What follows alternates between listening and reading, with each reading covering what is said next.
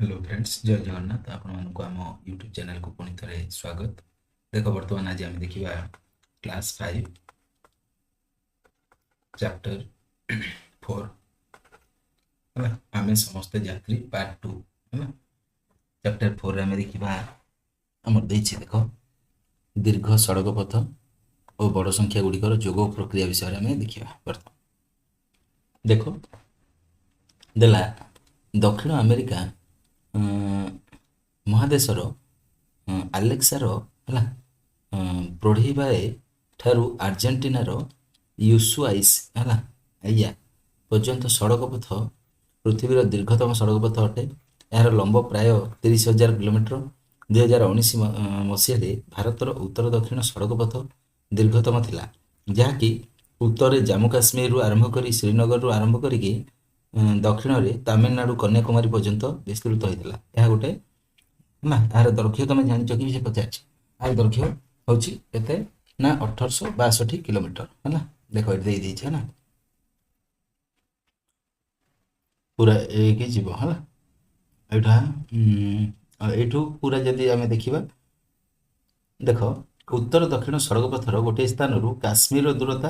1855 kilometre और कन्याकुमारी दूरता हूँ 1862 kilometre. तेरे 2019 मसीह उत्तर दक्षिण सड़क पथ मोट दैर्घ्य केते थिला बोली से पचार तो यहाँ मिसेक कर मोट मान मिसेगा बुझिपार मिसेक कर तो देख उत्तर रु दक्षिण को लंबी सड़क पथ मोट दूरता है 1855 किलोमीटर प्लस 1862 किलोमीटर थिला। तो मिसेद दुईटा संख्या मान जोग कर किपर हे तुम्हें देख मन पका टे तो 1855 लिखिदेव है। तापर देख ये आमर कौन कहला ना यहाँ मिसेवा दुईटा जाऊ है 1855 को मिसेवा 1862 के मिसेवा तो 5 2 7 5 6 11 11 है माने एकटा एक 10 एक घर एकटा रहा 10 घर एकटा ये मिसला तो 8 8 16 ये एक मिसला 17 होगा पुणी ये 7 रहा एक घर 7टा 10 घर एकटा को आम पुणी 1000 घर को नेले ताने एक एक 2 1 3 होगा तो 3717 है तो बुझीपार। तो सेमती 2019 मसीह भारतर उत्तर दक्षिण को लंबी सड़क पथ मोट दैर्घ्य है 3700 कौन 17 है बुझीपार थिला। बर्तमान आम 5 अंक विशिष्ट संख्यार जोगफल निर्णय करवा। महेश और परिवार श्रीनगर कन्याकुमारी को सड़क पथरे जावाई निष्पत्ति नहीं से इंधन और टोल कर बाबद 21,880 टंका एवं यात्रा समय अन्य खर्च बाबद को 38,900 टंका खर्च करदे। से मोट रे केते टंका खर्च कले मोट कहला माने मिश्रण करिवो हला तो केते करिवो ना 21,880 प्लस 38,900 को ऐड करिवो मिसेई दबो 0 0 0 0 8 0 मिसेला 8 9 8 17 है 7 रखी ये एक घर 7 टा रखीद 10 घर एकटा को 1000 घर नहीं तो 8 1 9 1 10 10 है पुणी ये एक घर 0 टाक रखीद 10 घर एकटा को पुणी अत घर को नहीं 3 2 5 1 6 तो 6 है ताने के 6 0 7 8 0 है तो आमर जाना दरकार जे 10,000 गोटे अयुत लिखा जहाँ 10,000 लिखा है एक अयुत एक 10,000 है। प्रत्येक स्थानीय मान नाम देवार आवश्यकता रही आम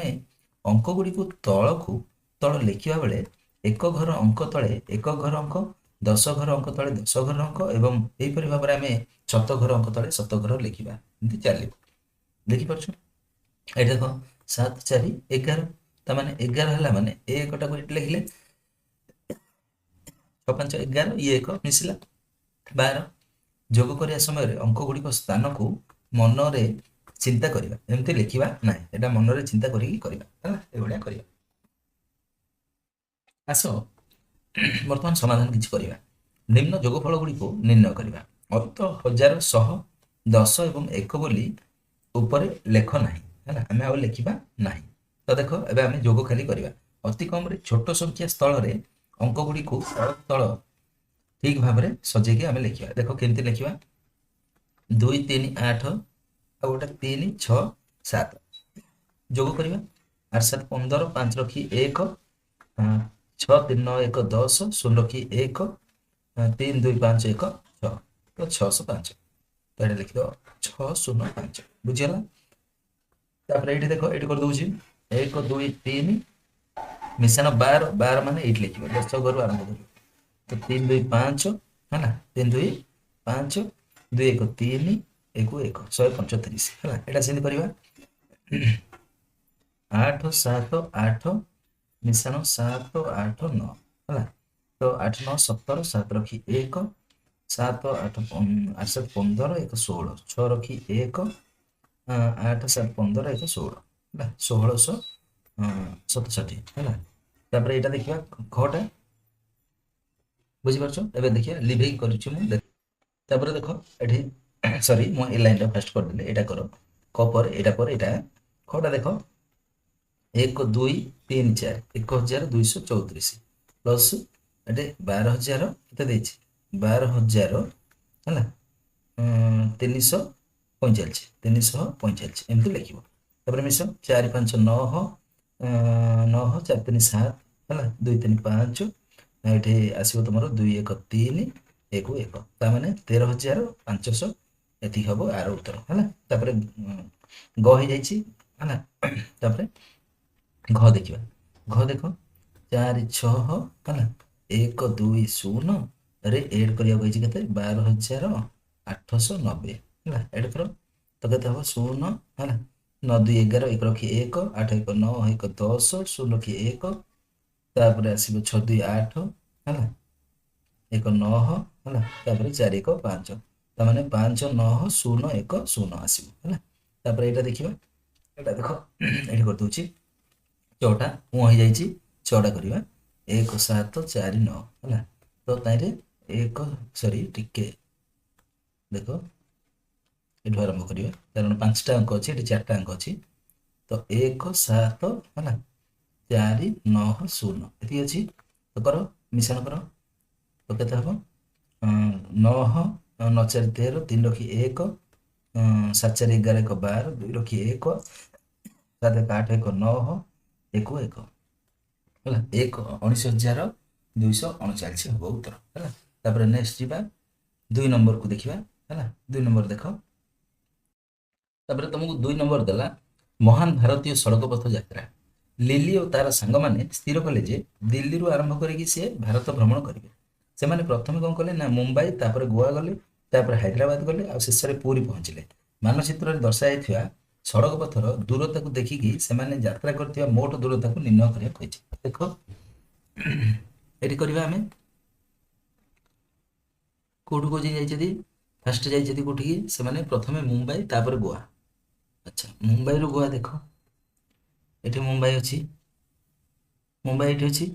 ହେଲା ଗୋଆ ଗୋଆ ଏଠି ଅଛି ହେଲା ମୁମ୍ବାଇରୁ ଗୋଆ କେତେ ଅଛି ତ ଲେଖିଦବ କେତେ 590 କିଲୋମିଟର ହେଲା ମୁମ୍ବାଇରୁ ଗୋଆ ତାପରେ କଣ ଦେଇଛି ତାପରେ ଦେଇଛି ଦେଖ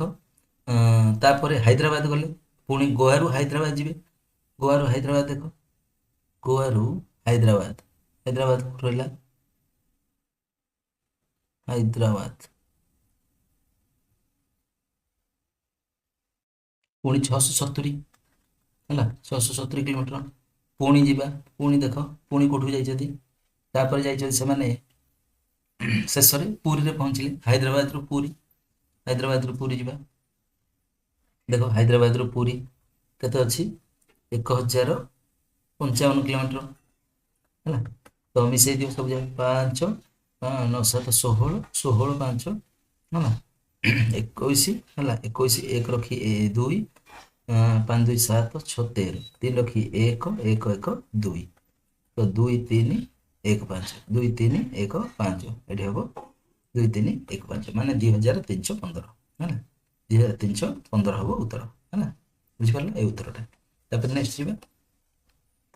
5205 6220 7095 8455 4840 ସଂଖ୍ୟା ଗୁଡ଼ିକ ମଧ୍ୟରୁ କୋଉ ଦୁଇଟି ସଂଖ୍ୟାର ଯୋଗଫଳ ନିମ୍ନଲିଖିତ ସଂଖ୍ୟା ଗୁଡ଼ିକ ନିକଟତର ହେବ ନା କୋଉ ଦୁଇଟା ଯୋଗଫଳ ନିକଟତର ହବ 10,000 ନିକଟତର ଦେଖ ଯଦି ଆମେ ମିଶେଇବା ତମେ ଦେଖ 5205କୁ ମିଶେଇବା କେତେରେ 4840ରେ ମିଶେଇବା ତ ପାଖାପାଖି ହବ ଦେଖ 5 4 ଏଟା 2 10 0 ଲକ୍ଷ 1 5 9 1 10 ହେଲା 10,045 ତା ମାନେ ପାଖାପାଖି ହେଇଗଲା ହେଲା। ତାପରେ ଖଟା ଦେଖ 15,000 ପାଖାପାଖି କୋଉଟା କୋଉଟା ହବ 15,000 ଦେଖ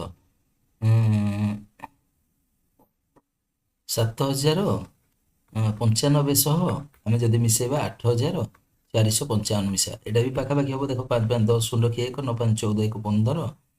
14 1 15 5 ଲକ୍ଷ 1 4 1 5 ହେଲା ତାପରେ 7 8 15 ହେଲା 7 8 15 ତ ଏଇଟା ହେଇଗଲା 15,550 ହେଲା ତା ମାନେ 15,000 ପାଖାପାଖି ହେଲା। ତାପରେ 13,000 ଦେଖ କୋଉଟା କୋଉଟା ମିଶେଇଲେ ହବ 7,095 ସହିତ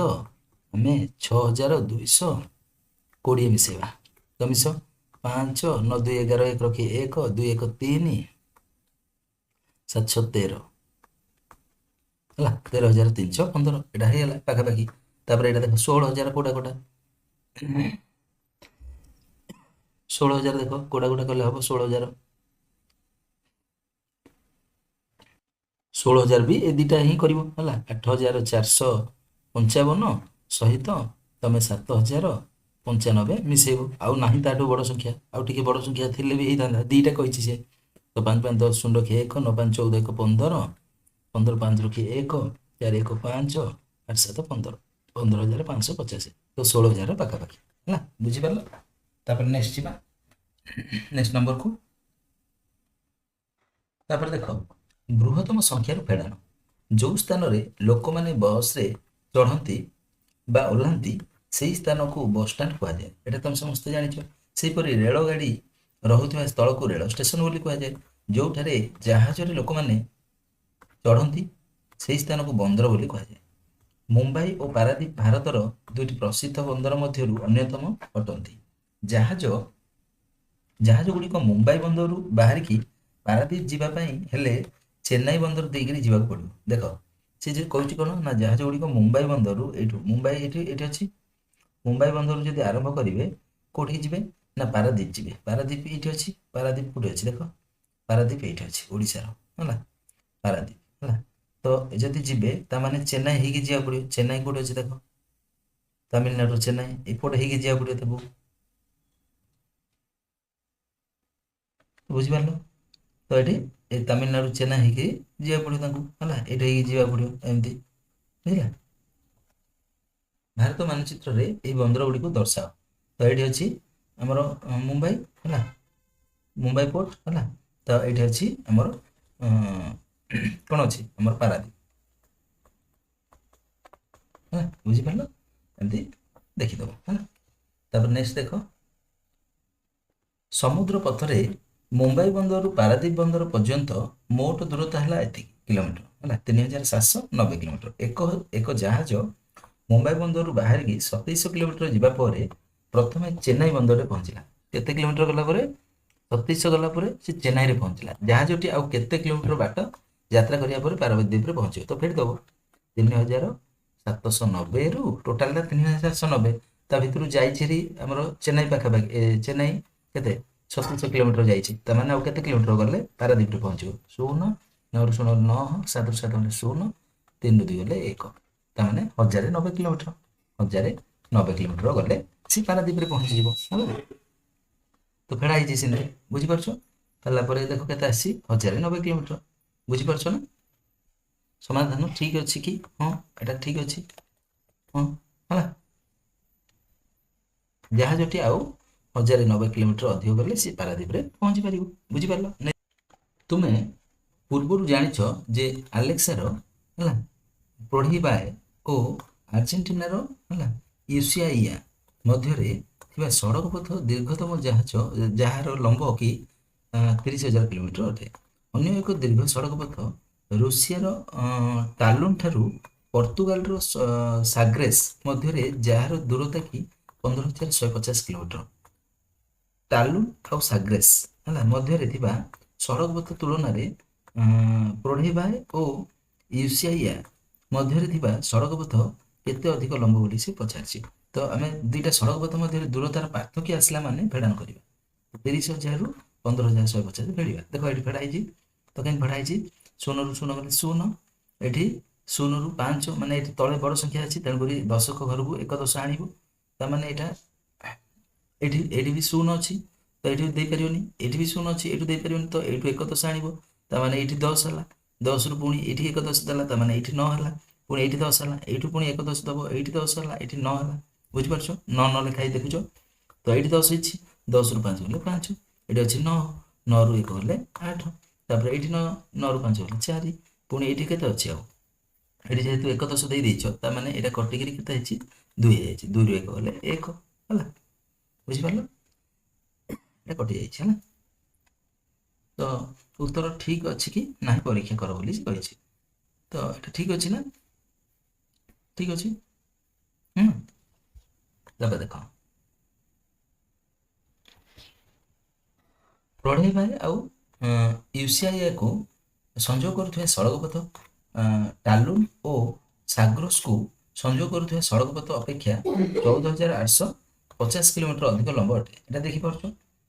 जोगक्रिया करिवा जोगक्रिया परि एठारे मध्ये आमे अंक गुड़िकर स्थानर नाम न लिखिकी आमे संख्या गुड़ी को उपयुक्त भाव में सजाड़ी लिखा चेष्टा करिया देखो उदाहरण स्वरूप जदि आमे देखिबा 613 रु आमे 154 फेड़िबा तो ये 3 रु जाउनी त माने ये 13 ये संख्या लिखि परिबा 13 13 हला 13 रु 3 गले 13 रु 4 गले 9 ये केते हला ये हमरो 1 अछि माने ये शून्य थिला त माने ये 1 10 पळै छि ये शून्य अछि 1 10 आले ये 10 हला 10 रु 5 गले 5 ये अछि केते 6 रु गोटे पळै थिला त माने 5 अछि 5 रु 1 गले 4 एंती करिवो हला संख्या गुडी करो स्थानीय मान मन रखी तुम लिखि पारिबो आस समाधान करबे तो देखो निम्नलिखित संख्या गुडी को वियोग करके कर ऊपर अयुत हजार आ 100 10 1 9 लिखिकी अंक गुडी को ठीक भाव में तळु तळ सजेकी आमे उत्तर करबा देखो गोटे गोटे करूची देखो कटा फास्ट करबा एडी कर दो देखो 4 5 7 8 रु वियोग रहबो केते 2222 देखो केंदी वियोग करिवो याडू वियोग करिवो हला एक घर आड़ू 5 रु 2 गले 3 7 रु 2 गले 5 5 रु 2 गले 3 4 रु 2 गले 2 त माने 2353 हला तापर एटा देखो खटा एट करछि देखो 15000 हला 324 फेडान 11000 780 तो फेड 4 2 रु 8 जाउनी 1 10 आनिबो 12 12 रु 8 होले 4 एटे अछि 2 2 रु 7 जाउनी 1 10 आनिबो 12 12 रु 7 होले 5 एटे अछि आउ 4 4 रु 1 होले 3 1 रु 1 होले 0 एटा लिखिया दरकार नै ता माने 3 5 4 4 आर उत्तर आइबो 6 3 5 4 4 तापर ग देखिबा एटा क हला लिखि दोछि एठे क एटा ख ग एबे लिखिबा गटा देखो 5 4 2 3 हला 5 4 2 3 फेडान केते 4 2 3 फेड 3 रु 3 होले 0 2 2 होले 0 4 4 होले 0 5 5 तो माने 5000 आसला तापर घ देखो 1 2 3 फेडान 12 12 माने 1 लिखिबो हला 3 रु 2 होले 1 2 रु 1 होले 1 1 1 हला तापर जिबा 77777 रु 777 फेड़िबा 7 7 होले 0 7 7 होले 0 7 7 होले 0 और रहला एठी 77000 आसीबो उत्तर तापर 6 टा देखिबा 826 फेडान केते देछि 752 तो फेड 6 2 होले 4 2 रु 5 जाउनी 1 10 आनिबो 12 12 रु 5 होले 7 एठी अछि 7 7 7 होले 0 ता माने 64 आसीबो बुझिले एमती करिवो हैना तापर नेक्स्ट छिबा तब देखो 2 नंबर देखो लिमार रेल गाड़ी रे दिल्ली यात्रा लिमा रेल गाड़ी रे कलिकता रो कोठी गला 12540 टंका देगिरी कोन कला यात्रा आरंभ कला वाराणसी को जिबा बेले तार खाद्य और अन्य खर्च बाबद रे सी 3227 टंका खर्च करतला वाराणसी तार मामू एति को उपहार देले माने ताको एड करले पैसा टंका देले ताको ना एड हला मिशन हला तापरे दिल्ली यात्रा पई तार रेल टिकट बाबद को सी देला 2645 टंका खर्च कर देला दिल्ली रे स्मरणिका पत्रिका किनिया पई से एति टंका खर्च कर देला दिल्ली यात्रा शेष रे ଲିମା ପାଖରେ ଆଉ କେତେ ଟଙ୍କା ବଳିବ ତ କ'ଣ କରିବ ଦେଖ। ଆଚ୍ଛା ମୋତେ କୁହ ତାକୁ ମିଳିଛି କ'ଣ କ'ଣ ଦେଖ ଫାଷ୍ଟ ଏଡ୍ କରିଦେବ। କଲିକତାରୁ ଏତିକି ଗଲା ନେଇକିରି ଯାତ୍ରା ଆରମ୍ଭ କଲା ହେଲା, ଏତିକି ଟଙ୍କା ନେଇକିରି ଯାତ୍ରା ଆରମ୍ଭ କଲା କି ନାହିଁ ହେଲା, 12,540 ଟଙ୍କା ନେଇକିରି ଆରମ୍ଭ କରିଥିଲା। ବାରାଣସୀକୁ ଯିବାରେ ତାର ଖାଦ୍ୟ ଅନ୍ୟାନ୍ୟ ଖର୍ଚ୍ଚ ବାବଦକୁ ଏତିକି ଖର୍ଚ୍ଚ ହେଇଥିଲା, ତାମାନେ ଫେର ଦିଅ 12,540ରୁ ଫେର ଦିଅ କେତେ 3,000 କେତେ 275, 275 ଟଙ୍କା ଫେର ଦିଅ। କେତେ ଆଉ ରହିଲା 1.10, 10ରୁ 5 ଗଲେ 5, ଏଠି ଅଛି 3, 3ରୁ ଯାଉନି 7, 1.13, 13ରୁ 7 ଗଲେ 6, ଏଠି ଅଛି ଆଉ 4, 4ରୁ 2 ଗଲେ 2, ତାପରେ ଏଇଠି ଅଛି 12, 12ରୁ 3 ଗଲେ 9, ତାମାନେ 9,265 ଟଙ୍କା ରହିଲା ହେଲା ବାରାଣସୀ ଯିବା ବେଳେ। ଏତିକି ଖର୍ଚ୍ଚ ହେଇଯାଇଛି, ତାମାନେ ଏଠି ଆଉ ବଳକା ଅଛି। ବାରାଣସୀ ତାର ମାମୁଁ ଘର ପୁଣି ଦେଲେ କେତେ ନା 4,900 ଟଙ୍କା ଦେଲେ। 4,900 ଟଙ୍କା ଦେଲେ ଦେଲେ ମାନେ ମିଶେଇ ଦିଅ 4,900 ଟଙ୍କା ଦେଲେ, ତାମାନେ ମିଶାଣ ହବ 5, 6, 9, 2, 11, 1 ରଖି 1, 9, 4, 13, 1, 14, 14,000 ଟଙ୍କା 165 ଟଙ୍କା ହେଇଗଲା ହେଲା। ପୁଣି ତାପରେ ଦିଲ୍ଲୀ ଯାତ୍ରା ଟିକେଟ ବାବଦକୁ ସେ ଦେଲା କେତେ 2600 କେତେ ଦେଲା 45 ଟଙ୍କା ଦେଇଦେଲା ହେଲା। 2645, 5ରୁ 5 ହେଲେ 0, ଏଠି ଅଛି 6ରୁ 4 ହେଲେ 2, ଏଠି 1ରୁ 6 ଯାଉନି 1 ଦଶ ଆଣିବ 11, 6 ହେଲେ 5 ହେଲା। ତାପରେ ଅଛି ଏଠି 13, 13ରୁ 2 ହେଲେ 11 ହେଲା, 11,520 ହେଲା। ଶେଷରେ ଆଉ କେତେ ବଳିଯିବ 11,520 ଟଙ୍କା ରହିବ, ତ କେତେ ବଳିବ 11,520 ହେଲା। ବୁଝିପାରିଲ ନେସିବା ତ ଏଭଳିଆ ତମେ କରିଦବ, ଏଇଟା ଫେଡାଲ ଚିହ୍ନ ହେଲା, ବୁଝିଲେ। ତାପରେ ନେକ୍ସଟ ଦେଖ 3 ନମ୍ବରଟା, ଏକ ବିଦ୍ୟାଳୟ ପରିଚାଳନା କମିଟିର ସଦସ୍ୟମାନେ 70,500 ଟଙ୍କା ସଂଗ୍ରହ କଲେ। ସେମାନେ ଗଣିତ ଖେଳ ଉପକରଣ ଓ ଗଣିତ ନମୁନା ପାଇଁକିରି ଏତିକି ଟଙ୍କା ଓ ଏତିକି ଟଙ୍କାର ଲାଇବ୍ରେରୀ ବହି ଏବଂ ଏତିକି ଟଙ୍କାର ଖେଳ ଉପକରଣ କିଣିବା ପାଇଁ ଯୋଜନା କଲେ। ତାମାନେ ଟୋଟାଲ କେତେ ଥିଲା, ତା ଭିତରେ ଏତିକି ଖର୍ଚ୍ଚଟା ମିଶାଇ ଦିଅ ଫାଷ୍ଟ, ତାପରେ ଫେଡ଼ିବ 39,700 କେତେ 85 ଗୋଟେ। ଆଉ ଗୋଟେ କ'ଣ ଖର୍ଚ୍ଚ କରିବେ 9,545, ଆଉ ଗୋଟେ କ'ଣ ଖର୍ଚ୍ଚ କରିବେ 545 ହେଲା। ଏତିକି ଖର୍ଚ୍ଚ ହବ ବହି ପାଇଁ ହେଲା, ତ ସବୁ ମିଶାଣ ହବ 5, 5, 10, 5, 15, 5 ରଖି 1, 8, 1, 9, 4, 13, 13, 4, 17, 7 ରଖି 1, 7, 1, 8, 8, 10, 18, 8 ରଖି 1, 9, 9, 18, 1, 19, 9 ରଖି 1, 3, 1, 4, 49,875 ଟଙ୍କା ଖର୍ଚ୍ଚ ହବ ହେଲା। କିନ୍ତୁ ଦେଖ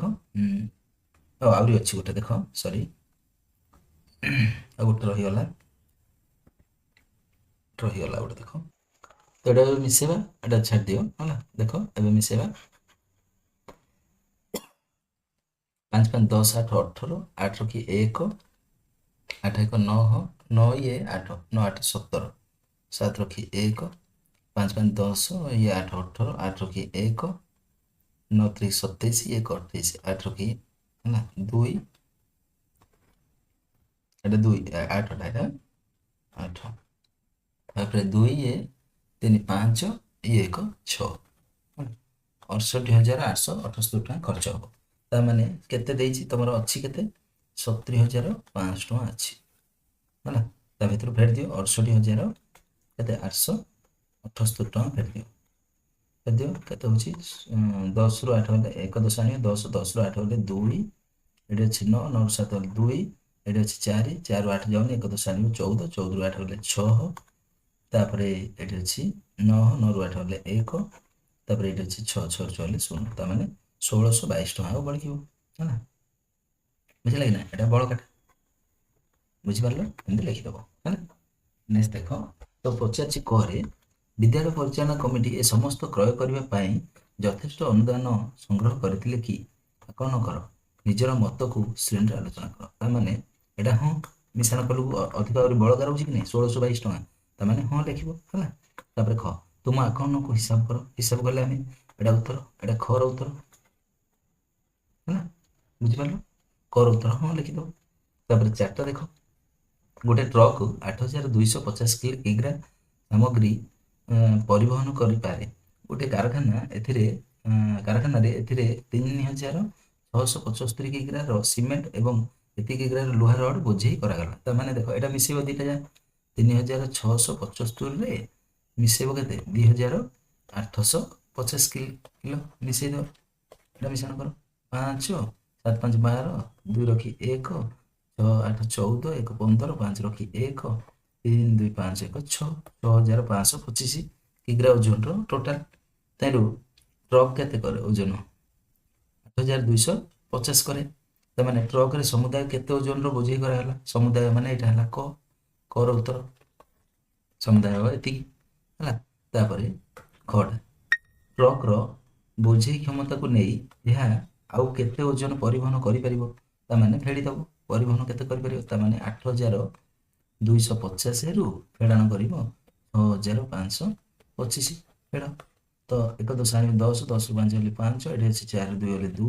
ଏଠି ଅଛି 2 2ରୁ 5 ଯାଉନି 1 10 ଆଣିବ 12 12ରୁ 5 ଗଲେ 7 ଏଠି ଅଛି 7 7ରୁ 6 ଗଲେ 1 ତାମାନେ ଆହୁରି 1725 କିଗ୍ରା ସେ ନେଇପାରିବ ହେଲା। ଏତିକି ନେଇପାରିବ ଆହୁରି ହେଲା, ପରିବହନ କରିପାରିବ। ତାମାନେ 1700 ଏଠି ଏ ଜାଗାରେ ଲେଖିଦେବ 1725 ହେବ ଆର ଉତ୍ତର ହେଲା। ତାପରେ ଦେଖ କ୍ଷିପୁର ଯୋଗ ଓ ବିয়োଗ। ସୁକାନ୍ତ 10 100 1000 ଏବଂ 10,000 ସଂଖ୍ୟାକୁ ପସନ୍ଦ କରେ। କୋଉ ସଂଖ୍ୟାକୁ ଏକ ନିର୍ଦ୍ଦିଷ୍ଟ ସଂଖ୍ୟାରେ ଯୋଗ କଲେ ଯୋଗଫଳ 100 କିମ୍ବା 1000 ହେବ ସେ ଜାଣିବାକୁ ଚାହିଁଲା। ଉପଯୁକ୍ତ ସଂଖ୍ୟାକୁ ଲେଖି ତାକୁ ଶୂନ୍ୟସ୍ଥାନ ପୂରଣ କରିବାରେ ସାହାଯ୍ୟ କର ବୋଲି କହିଛି। ତ 32ରେ କେତେ ଲେଖିଲେ 100 ହେବ? 32ରେ କେତେ ଲେଖିଲେ 100 ହେବ? ତ କ'ଣ କରିବ? 32 ମାନେ ଏଠି 8 ହେଲେ 40 ହେଇଯିବ, 8 ସିଆଡ଼େ 60 ତାମାନେ 68, 32 68 100 ହେଲା, ଏମିତି କରିବ ବୁଝିଲା। ତାପରେ ଦେଖ ସୁକାନ୍ତର ବନ୍ଧୁ ପ୍ରକାଶ ତାକୁ ସମସ୍ୟାର ସମାଧାନ ପାଇଁ ଏକ ଭଲ ଉପାୟ କହିଲା। ତୁମେ କ'ଣ ଭାବୁଛ ଏହି ଉପାୟ ସବୁ ସ୍ଥାନରେ କାମ କରିବ କି? ଦେଖ 32ରୁ 67 ମିଶେଇ ଦବ ତାମାନେ 19 ହେଲା, 7 2 9 3 6 ହେଲା। ଏଇଟା ଦେଖ 19 ହେଇଗଲା, ତାମାନେ 32 ଆଉ 68 ମିଶେଇଲୁ 100 ହେଲା। ତମେ ଦେଖ 59ରେ କେତେ ମିଶେଇଲେ ହବ ବୋଲି ସେ କହିଛି। ତ ଦେଖ ତ ଏଇଟା ହବ 41 ହେଲା। 59 ସଂଖ୍ୟା ପାଇଁ এই ଉପାୟ ଚେଷ୍ଟା କର କହିଛି। ତ 59ରେ କେତେ କଲେ 19 ହବ? ତ ଏଇଟା କେତେ 40 କଲେ ହେଲା, 40 କଲେ 9 5 9 ତାମାନେ ଏଇଠି ଏଇଠି କେତେ କରିଦେବ? ଏଇଠି କରିଦେବ ତା ପରବର୍ତ୍ତୀ ସଂଖ୍ୟା ହେଲା 41 ହେଲା, ବୁଝିଲା? ଏମିତି କରିଦେବ ହେଲା। ନେକ୍ସଟ ଦେଖ ଏଇଟା ସବୁବେଳେ ଠିକ ନୁହଁ ହେଲା। ବର୍ତ୍ତମାନ ଏହି ପ୍ରଣାଳୀ ପ୍ରୟୋଗ କରିକି ତାପରେ ଦେଖ ବର୍ତ୍ତମାନ ଏହି ପ୍ରଣାଳୀ ପ୍ରୟୋଗ କରିକି ନିମ୍ନଲିଖିତ ସମସ୍ୟା ଗୁଡ଼ିକ ଆମେ ସମାଧାନ କରିବା। ଦେଖ 877 ପ୍ଲସ୍ କେତେ ଏଇଟା କରିବାକୁ କହିଛି ହେଲା। ତାମାନେ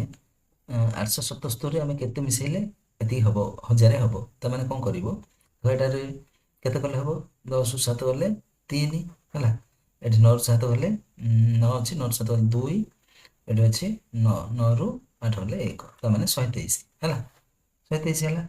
ତାମାନେ 666ରେ କେତେ ମିଶେଇଲେ ଏଇଟା ହବ ହେଲା। এই ପ୍ରଣାଳୀ ପ୍ରୟୋଗ କରି କରିବାକୁ କହିଛି। ତ ଏଇଟା ଦେଖ ଏଇଟା କେତେ କରିବ? 10 10ରୁ 6 ହେଲେ 4 ହେଲା, ତାପରେ ଏଠି ଅଛି 9 9ରୁ 6 ଗଲେ 3 ହେଲା, ଏଠି ଅଛି 9 9ରୁ 6 ଗଲେ 3 ତାମାନେ 334 ହେଲା, ଏମିତି କରିବ ହେଲା। ଏଇଟା ଦେଖ ଏଇଟାରେ ପ୍ଲସ୍ କେତେ ମିଶେଇଲେ ଏତିକି ହବ ହେଲା। ଏଇଟା ଦେଇନି ଡେସ୍ଟା, ଏଇଟା ଛାଡ଼ି ଦେଇଛି ହେଲା। ତମେ ଏଇଟା କରିପାରିବ ହେଲା। ତ କ'ଣ କରିବ? ଏଇଟା 10,000ରୁ ହେଲା ଫେଡ଼ିଦେବ। 10,000ରୁ କେତେ ଫେଡ଼ିଦେବ? 4,100 ହେଲା, 3 ଫେଡ଼ିଦେବ ହେଲା। ଫେଡ଼ 10ରୁ 3 ହେଲେ 10ରୁ 3 ହେଲେ 7, ଏଠି ଅଛି 9, ଏଠି ଅଛି 9ରୁ 1 ଗଲେ 8, ଏଠି ଅଛି 9ରୁ 4 ହେଲେ 5 ତାମାନେ 5 8 ଏଠି ଲେଖିଦେବ 5 8 ହେଲା 9 7 ହେଲା, ଏମିତି ସବୁ କରିବ ହେଲା। ଏଇଟା ସେମିତି କରିବ, ଏଇଟା ଫେଡ଼ିଦିଅ 10,000ରୁ ଫେଡ଼ିଦେବ 5,500 5555 ଫେରି ଦିଅ 10 5 ହେଲେ 5 ଏଠି ଅଛି 9 9 ରୁ 5 ହେଲେ 4 ଏଠି ଅଛି 9 9 ରୁ 5 ହେଲେ 4 ଏଠି 9 ଅଛି 9 ରୁ 5 ହେଲେ 4 ହେଲା ଏତିକି ହବ ହେଲା ଯଦି ଏକ ଘର ଅଙ୍କ ଶୂନ ହୋଇଥିବ ତେବେ ଏହି ପ୍ରଣାଳୀ କାମ କରିବ କି ହେଲା ଶୂନ ହେଇଥିଲେ କାମ କରିବ ହେଲା ଫେଡାନ କରିକି କରିପାରିବ ହେଲା ବୁଝିଲେ ଏମିତି କରିବ ଦେଖ ଏଠି ଶୂନ ଅଛି ମାନେ ଶୂନରୁ ଶୂନ ହେଲେ ଶୂନ ଏଠି ଫେରି ଦବ ତ ଆଉ ହେଲା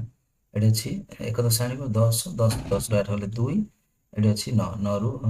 1 ହେଲେ 8 ହେଲା ଏତିକି ତାପରେ ଦେଖ 820 ତାପରେ ଏଇଟା ଦେଖ 10 0 ରୁ 0 ହେଲେ 0 0 ରୁ 10 1 10 ଆଣିବ 10 10 ରୁ 6 ହେଲେ 4 ହେଲା ତାପରେ ଏଠି ଅଛି 9 9 ରୁ 6 7 ହେଲେ 2 ହେଲା ଏମିତି କରିବ ହେଲା ତାପରେ ଦେଖ 400 ରେ ଏଟା 600 ଏଟା ଜାଣିଛ ହେଲା 1000 ରୁ 600 ହେଲେ 400 ଏଟା ଜାଣିଛ ହେଲା ତାପରେ ନମିତା 9 ସଂଖ୍ୟାକୁ ପସନ୍ଦ କରେ ସେ ଯେକୌଣସି ସଂଖ୍ୟାକୁ 9 କିମ୍ବା ଅନେଶ୍ୱତ ବିୟୋଗ କରିବାକୁ ଚାହିଁଲା ଯେକୌଣସି ସଂଖ୍ୟାରୁ 9 କିମ୍ବା ଅନେଶ୍ୱତକୁ ଶୀଘ୍ର ବିୟୋଗ କରିବାର ଉପାୟ ଖୋଜ ହେଲା ଯେକୌଣସି ସଂଖ୍ୟାରୁ 9କୁ ବିୟୋଗ କରିବା ତାମାନେ କେମିତି କରିବା ବୋଲି ସେ କହିଲେ ତ ଦେଖ ଏଇଟା କେମିତି କରିବ ଏଇଟା କ'ଣ କରିବ କହିଲ 10 ଫେଡ଼ିବ ହେଲା 67 ରୁ 10 ଫେଡ଼ିବ ଦେଖ ଟ୍ରିକ୍ଟା ଏଇଟା ହେଲା 7 6 1 ହେଲା 6 ରୁ 1 ହେଲେ 5 57 ହେଲେ ତା ପରବର୍ତ୍ତୀ ସଂଖ୍ୟା କେତେ 58 ତା ମାନେ ଉତ୍ତର ହେଇଯିବ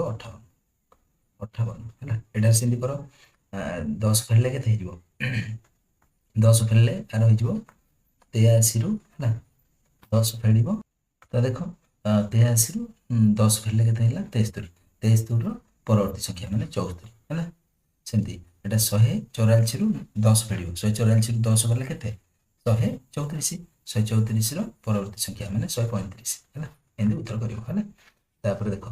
ଏଇଟା ଦେଖ ଏ ଅନୁସାରେ କରିବ ହେଲା 10 ଫେଡ଼ିବ 1 ମିଶେଇବ ହେଲା